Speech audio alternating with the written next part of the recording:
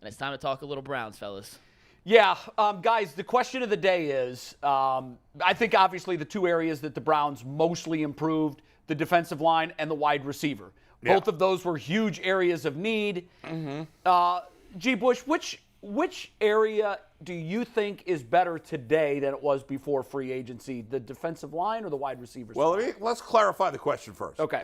Is the question which unit is more improved or which unit is let's better? go. Let's go more improved. Okay. Because all right. that changes the answer. Yes. It does change the answer. This is easy. Like, if it's most improved, it's the defensive line. Yeah, it has to be. It has to be. Receiver. I like the moves they make with receiver, but defensive line, you found a guy in Dalvin Tomlinson who's going to be a starter. You found another guy in the young OG who will be a starter. And now you got guys that are in the middle that are in the competition for that other defensive tackle position. Now it looks better if you move Perion Winfrey down to a third string type guy, and he's going to have to compete with Hurst. He's going to have to compete with Hill. You're going to have a lot more competition, and you have depth now. You could move Isaiah Thomas to back up Myles Garrett, or you could put him over opposite of Alex Wright. So you now have a smooth reset. And you know what Andrew Berry just basically said? He basically said in his signings, you know what, I whiffed on all these. I missed on all those. Because if he didn't miss on them, Alex Wright would have been a starter, Isaiah Thomas would have been a starter, and he would have had either Jordan Elliott, Togia, and he tried to fill the roster the right way, which is through the draft, but he just whiffed on all of them. So now he's just saying, look, let me find out if any of y'all can give me some meaningful snaps in a situation type. You're not thing. even ready to give some of those guys the benefit of the doubt because it takes a little more time for those to incubate. Like that's not a position that you come in rookie year and just dominate. Well, he felt like Jordan Elliott had had years to get right. He felt like Jordan Elliott should be a starter. Like, he's a third-round pick. He's been in the system all these years. Right. And so and I think he felt the pressure too. A lot of people will tell you ain't no pressure. I can do what I want. Like, we don't find any pressure. Everything is on the up and up. We just went through our process. That's not truthful.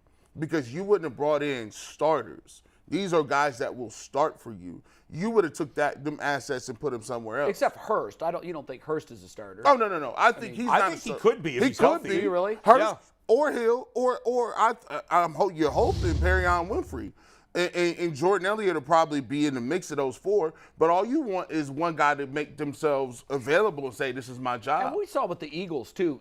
You rotate these guys in as much as any position group on the field. Teams with good defensive lines have 6-7 guys rotating. And what we saw with Philly was those guys with 71 sacks or whatever because they were always fresh. That's right. Their second team was good enough to come in and take a lot of snaps, resting their starters. So when you need these guys to make a play in a pivotal series in the fourth quarter, they still have something left in the tank. The Browns did not have that luxury last year because their starters weren't up to snuff. Yes. Now, I will say this, though. I still – if you're talking about stopping the run, this unit looks like it'll stop the run. I don't know how much pass rush you're going to get from them. Right. I don't know how much pass rush you're going to get from Tomlinson or Hurst or Hill. So they might have to manufacture some rush by doing some other things. But I think we're going to rush more than 4. Like last year, it was rushing 4, right? And that's all we're bringing. Yep. So you do have to get exotic, bring linebackers, bring corners, bring safeties, that kind of thing. But I think that's what Jim Schwartz is known for. He'll do that. He has no problem doing that. Guys, it's interesting. When Mike sent out the rundown yesterday, from that moment until about 4 minutes ago, I was planning on agreeing with G and saying the defensive line. And I do think the defensive line has improved. And as G was talking, I'm listening to what he says, but I also, in my head, I'm going through what they got at receiver. And I thought about this. I said, on the defensive line, I've gone from a 0 at starting defensive tackle to Tomlinson, who's a good player. I'm not sure, I'm not 100% sure Clowney to Obo is an upgrade as an overall player. Obo's got, upside, which Clowney no longer has. Yeah. But the one thing, and Clowney was a bit of a pain in the ass, especially last year, but the one thing Clowney has always excelled at is stopping the run at the defensive end position. Yeah. So I'm not sure where we are. The other guys the Browns have added on the defensive line are interesting lottery tickets, especially Hurst, because he was productive, but he hasn't played for 2 years, so I don't know what he is at this point. So I like the upgrade at defensive line. But the more I thought about wide receiver, now some of it's projecting, right? We're all projecting with these guys. I really like the Elijah Moore fit with the Browns. So you think the wide receivers I'm going got with better, wide receiver. improved Yes, more here's than the why. defensive line? Because in my mind, I was thinking, well, the Browns didn't upgrade from a 0, but then I was like, yes, they did. Because to me, David Bell and Anthony Schwartz, who last year were their 3rd and 4th receivers, those guys are zeros. Now, David Bell might not be a 0 this year, but he was a 0 last year. And Elijah Moore was, I think he can turn out to be a quality number 2 wide receiver. Yeah. Now, some of that is projecting on my part because he hasn't been productive enough.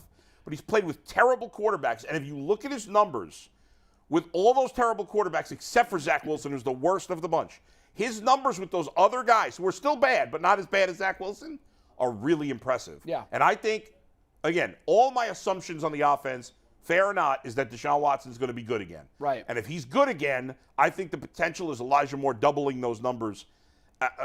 The touchdowns certainly more than doubling, but the other numbers doubling and even a little more beyond that. I'm expecting him to have about 1,000 yards this season. I'm expecting him to have like 4 or 5 touchdowns this season. I think 1,000's it is a lot. That's a big jump. It's a big jump, but I think he's capable. The guy was a borderline first-round pick. I think he went 35th in the draft. There's tons of speed. There's a lot of talent. And he's going to play, I think, with a big-time chip on his shoulder this year after, being discarded in New York. And under the radar, we all know Marquise Goodwin is not a huge player. Right. But again, Marquise Goodwin, for a 4th receiver, we'll take that. That's quality. Yeah. We'll take 4th receiver. What I can do with Marquise Goodwin, I can use him a little on special teams. I know it's not wide receiver. You can. He'll make a couple of big plays.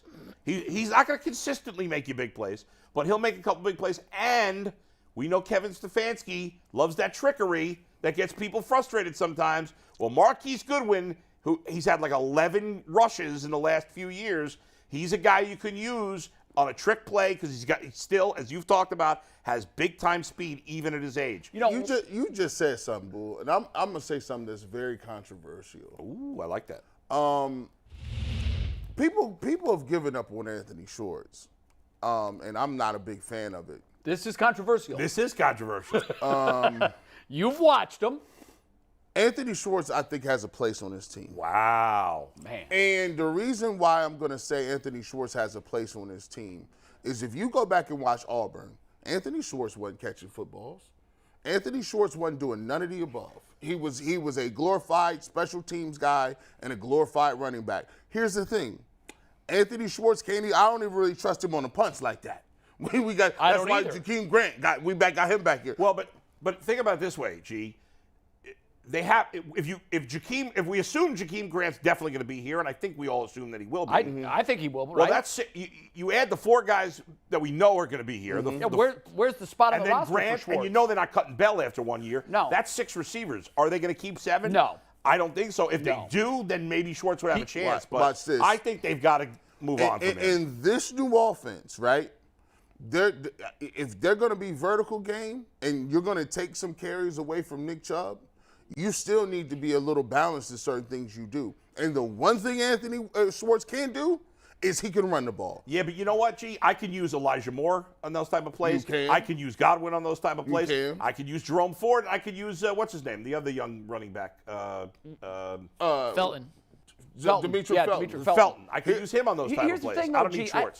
I'm wondering if – so assuming that maybe someone over in Berea is thinking that, maybe they brought Marquise in as a way to see this is the last resort. Yes. Because here's what Marquise Goodwin is. People don't remember this. A lot of people don't know this. My son reminded me of this on the phone the other day. Marquise Goodwin still has the high school United States of America long jump record. He jumped 26.11 in high school. He was at the Olympic trials in 2021. Yeah. Mm-hmm. So he could still scoot. So yeah, he was what, 29 then? I don't know what he was. Mm-hmm. He was still amongst the best athletes in the world. Right. Now he didn't make the team. He had a pretty good showing, but he still. I asked Corey. I go, did he look slower to you? He goes, no, he's not slower. The only reason he didn't make the team was because he was training with the Bears, and they wanted him to put on weight, and that's his day job. Right. That's what pays the bills. Sure. So he even told Corey, I wasn't in jumper shape. And he wasn't. I watched him jump at Texas. I watched him jump at the Olympic trials in 2016. He was just a different built guy. He was much slighter. If he gets to where he was at his peak, which he was just 2 years ago, he's going to be just as fast as Anthony Schwartz. But he has a body of work that he can lean on. Right, you're going and to trust Schwartz him. Doesn't. He's been in so the league here's a decade. The thing.